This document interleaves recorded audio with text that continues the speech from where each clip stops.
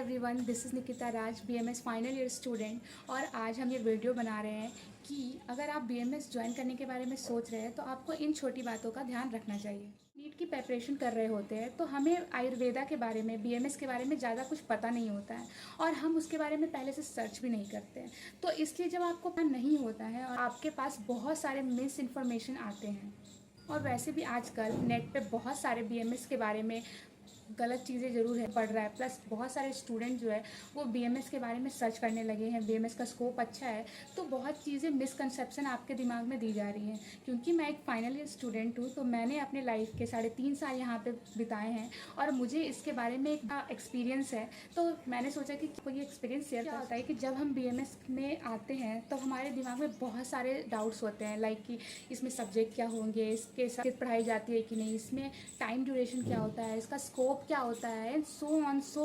तो पहली बात तो यही कि बीएमएस में एडमिशन कैसे लेते हैं। तो कोई भी मेडिकल फील्ड, चाहे वो एमबीबीएस हो, बीएमएस हो, डेंटल हो, होम्योपैथी हो एंड यूनानी सिद्धा, तो उसमें सब में जब आप एडमिशन लेने के बारे में सोचते हैं तो नीट का रिजल्ट कंपलसरी होता है। मतलब आपके पास नीट का स्कोर मार्क्स होना चाहिए। आपको एडमिशन लेने के लिए नीट तो देना ही पड़ेगा। NEET is very compulsory. अभी क्या हो रहा है कि बीएमएस का स्कोप बहुत अच्छा है, प्लस में स्टूडेंट इंटरेस्टेड है बीएमएस के लिए, इस टॉप में डिफरेंस आने लगते हैं। यह है बीएमएस में। तो what is BMS? BMS bachelor of Ayurveda medicine and surgery.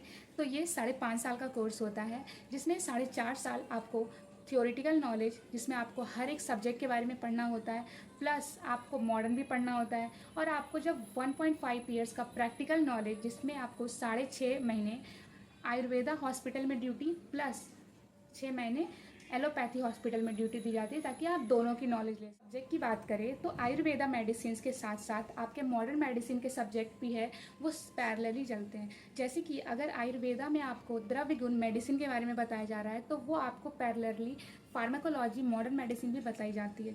अगर आपको क्रिया शरीर पढ़ाई जा रही है तो आपको साथ साथ फिजियोलॉजी भी पढ़ाई जाती है। अगर आपको सर्जरी पढ़ाई जा रही है तो आपको शल्य विज्ञान भी पढ़ाया जाता है। आयुर्वेदा में दोनों मेडिसिन को पैरेलली लिया जाता है 4.5 साल में। मतलब कि अगर आपको एंशिएंट मेडिसिन के बारे में पता चल रहा है तो आपको मॉडर्न मेडिसिन के बारे में भी पता चलेगा। आप दोनों इक्वल। बहुत फेमस क्वेश्चन है कि क्या आयुर्वेदा में संस्कृत पढ़ाई जाती है? ऑफ कोर्स संस्कृत पढ़ाई जाती है, पर संस्कृत जो है वो आयुर्वेदा का फर्स्ट ईयर का सब्जेक्ट है।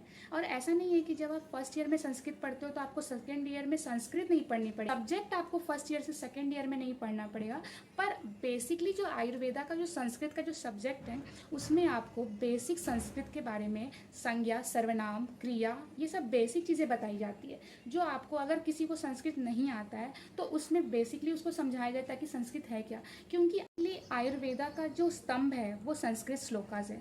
जो भी मेडिसिन हमारी आयुर्वेदा की होती है वो श्लोका के फॉर्म में ही दी रहती है, और संस्कृत आपको श्लोका पढ़ने में इम्पॉर्टेंट है। उसको पढ़ सकते हो, उसके बारे में उसका ट्रांसलेशन हर एक लैंग्वेज में मिल जाता है, पर जो श्लोका का डीप मीनिंग है वो संस्कृत में ही रहता है, उसका जो ओरिजिन है वो संस्कृत में ही रहता है। तो आप उसकी ट्रांसलेशन को दूसरी लैंग्वेज में पढ़ सकते हो, पर श्लोका पढ़ने के लिए आपको संस्कृत आनी जरूरी है।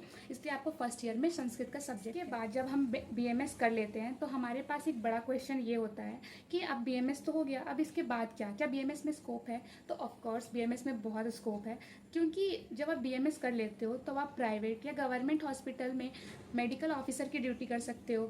अगर आप असिस्टेंट प्रोफेसर बन सकते हो, रिसर्च सेंटर में जॉब कर सकते हो, आप खुद की क्लिनिक खोल सकते हो। क्वेश्चन बहुत फेमस है कि क्या आयुर्वेदा में पीजी होती है? तो ऑफ कोर्स पीजी भी होती है, क्योंकि आयुर्वेदा में 10+ सब्जेक्ट्स हैं जिसमें पीजी की जाती है, जैसे कि सर्जरी, काय चिकित्सा, panchakarma, gynae and so on. तो जब आप पीजी कर लोगे तो आपके पास और बेटर ऑप्शंस होंगे जॉब के, प्लस आप एक पार्टिकुलर सब्जेक्ट में आप एक अच्छी knowledge. Last but not the least, बहुतों के दिमाग में ये क्वेश्चन जरूर होता है कि क्या ये आयुर्वेदा एक सूडो साइंस है? क्या इसमें जो ट्रीटमेंट होती है वो वर्क करती है कि नहीं, या ट्रीटमेंट करने के बाद पेशेंट को रिलीफ मिलता है कि नहीं?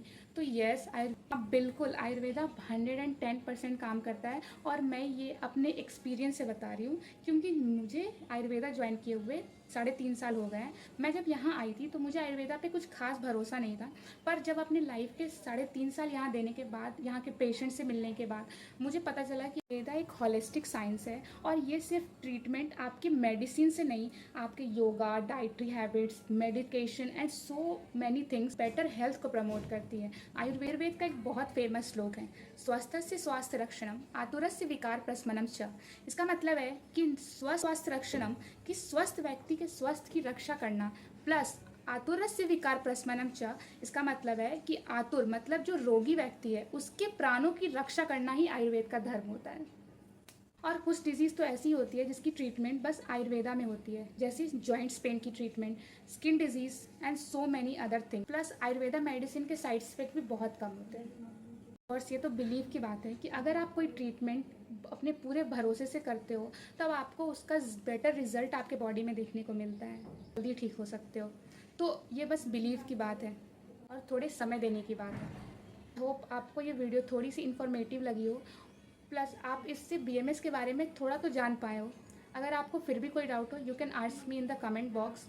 Thank you so much for your patience and thank you. Bye bye.